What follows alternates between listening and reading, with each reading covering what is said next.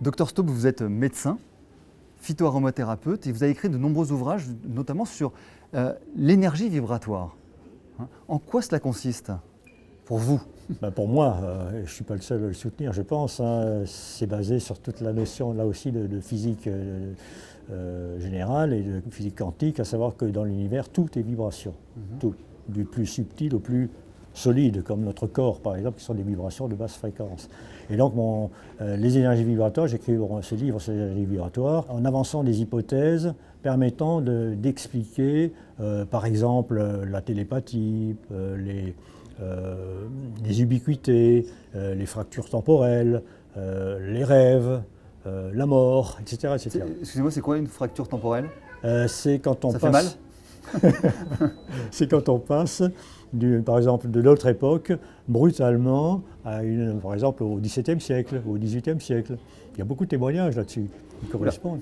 Ben oui, c'est Einstein qui disait, fracture temporelle, on a trébuché dans le temps. Oui. Sacrée chute quand même. Oui. Et donc ça pourrait expliquer ce genre de phénomène? Oui, la physique quantique, justement, parce que, par exemple, pour une fracture temporelle, quand on change d'époque, par exemple, en passant du XXIe siècle, on se retrouve au XVIIIe siècle.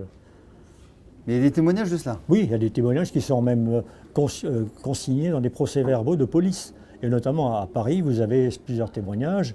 Il y en a un qui est tout à fait intéressant, que je cite dans mon livre d'ailleurs, je vais le rappeler très rapidement. Il se passe au XIXe siècle, je crois, à rue de Vaugirard, jardin de Luxembourg. Il y a un jeune étudiant, je crois un étudiant en médecine si je ne me trompe, qui se promène dans le jardin de Luxembourg et il va s'asseoir sur un banc. Et à côté de lui, il y a un vieux monsieur également. Ça se passe donc, je dis, non, ça se passe pas au XIXe siècle, ça se passe au XXe siècle, pardon. Et donc, il rencontre ce monsieur, il commence à discuter, et puis il parle de musique, et ils se rendent compte que l'un et l'autre, ils sont passionnés de musique. Alors le vieux monsieur lui dit, écoutez, si ça vous intéresse, moi je vous invite toutes les semaines, nous avons une réunion de musique de chambre chez moi, rue de Vaugirard. Venez ce soir, vous venez avec nous, et puis vous venez écouter, ou si vous avez un instrument, vous venez jouer. Voilà. Donc, il donne rendez-vous, il va rue de Vaugirard, je ne sais plus quel numéro, mais vous retrouvez, c'est consigné dans les voilà. Et donc, il va là-bas, il va chez cette personne, chez qui se trouve évidemment toute la famille, des amis, un ecclésiastique, etc., etc. Puis ça se passe très bien, ils boivent enfin, je ne sais pas ce qu'ils boivent, enfin bref, peu importe. Ils mangent des bouchées, ils mangent des passent une bonne soirée. Bouches, quoi, voilà, tout à fait. Et ils jouent la musique. Puis bon, la soirée se termine, je ne sais plus quelle heure, ça devait être 23 heures, un truc comme ça. Et le jeune homme s'en va en remerciant tout le monde. Et puis, voilà. Et puis au bas de l'escalier, il dit, j'ai oublié mon briquet. Parce qu'à l'époque, on fumait encore largement. Donc, comme c'est pas tard, comme je viens de sortir, je vais y aller, comme j'ai récupéré mon briquet, je ne vais pas les déranger. Donc, il monte je crois que c'est 2 étages, il sonne à la porte, pas de réponse. Il sonne encore, ils n'ont pas entendu sans doute. Il sonne, ça ne donne rien du tout. Alors, à un moment donné, le voisin d'en face, sur le même palier, il se demande ce que c'est. Il dit, qu'est-ce que vous faites là? Il dit, écoutez, je viens de sortir de vos voisins, de chez vos voisins, et j'ai oublié mon briquet sur la table.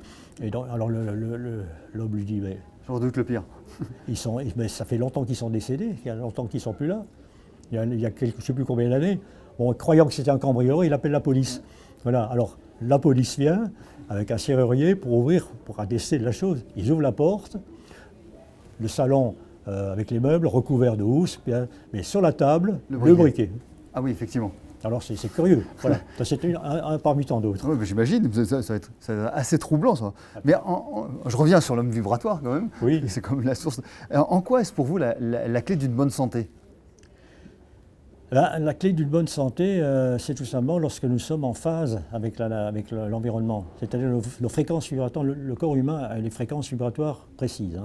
Un corps humain en bonne santé, les mesures ont été faites assez récemment, il se situe entre 62 et 68 MHz, la vibration globale, sachant que chaque organe a sa vibration propre. Donc c'est la moyenne, la moyenne de la somme des fréquences vibratoires des organes. Voilà. Et donc une bonne fréquence vibratoire, c'est là où tout fonctionne en harmonie dans l'organisme. C'est-à-dire que la communication entre les différents organes, entre les différentes cellules, forcément, puisqu'il s'agit des cellules, se fait de façon harmonieuse. Et là, intervient la physique quantique avec aux travaux de Fritz Albert Popp, de Régis Dutheil, etc., qui démontrent qu'il y a une transmission photonique des informations. Voilà, ça, et ça se mesure et ça se corrige? Ah oui, ça se mesure et ça se corrige. Ça se mesure par quoi? Il y a des appareils de mesure.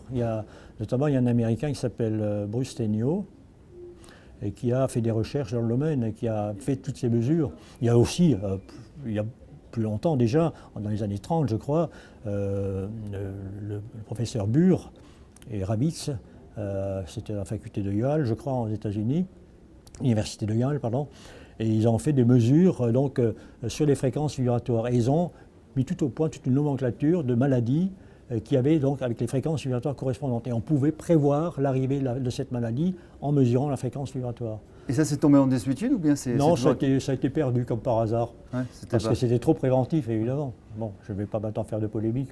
Voilà. Pourquoi pas? Mais c'était trop visionnaire ou c'était trop... Il n'y avait pas de business à faire, c'est ça? C'est ça, ça bloquait. Vous vous rendez compte, ça aurait fait diminuer la consommation de médicaments. Toujours le même problème. Et c'est la même chose actuellement encore. Hein. Avec Mais il y a encore actuellement des appareils qui fonctionnent là-dessus? Actuellement, ils sont de plus en plus perfectionnés, qui permettent de mesurer ça avec beaucoup de précision. Mais est-ce que c'est reproductible? Oui. On peut reproduire une mesure et le lendemain avoir la même mesure et se dire qu'on a corrigé quelque chose? Ah oui, bien sûr. Et prévenir éventuellement des maladies? Oui. Mais en fait, on ne peut pas le savoir parce que si on les a prévenus, on les a certainement éliminés. Oui. Donc on ne sait jamais si... Bien sûr, mais ça c'est la loi, ça c'est l'histoire du chat de Schrödinger. Hein. Oui, c'est ça, on ne sait jamais s'il est mort ou il n'est pas mort. Hein. Non, on ne saura jamais. Et dans un de vos ouvrages aussi, vous dites que le symptôme ne constitue pas la maladie. Oui. Il n'en est que l'expression. À votre sens, c'est quoi? Ça veut dire quoi? Je ne sais pas si vous avez vu mon bouquin, là, il y a un iceberg. Donc le symptôme, c'est la partie immergée de l'iceberg. La partie immergée, ça représente le 9e, disons, de l'iceberg complet. Le symptôme, donc on enlève le symptôme, donc on coupe la partie immergée de l'iceberg. Donc il y a une nouvelle partie qui émerge. Donc nouveau le 9e de ce qui reste. Hein. Ça, c'est un autre symptôme qui apparaît. Et tant que le terrain lui-même, le fond, donc la base de l'iceberg n'aura pas été réharmonisé, eh bien la maladie continuera. Et c'est pour ça que ça explique pourquoi les récidives aussi, entre autres, n'est-ce pas? Ça, Et vous pensez que vos travaux qui sont autour de la physique quantique, ou de la médecine quantique, je ne sais pas si c'est adapté comme terme, représentent la médecine de demain ou pas? Oui, pour moi, la médecine quantique, c'est la médecine de demain. Enfin, ça sera une médecine sans médicaments.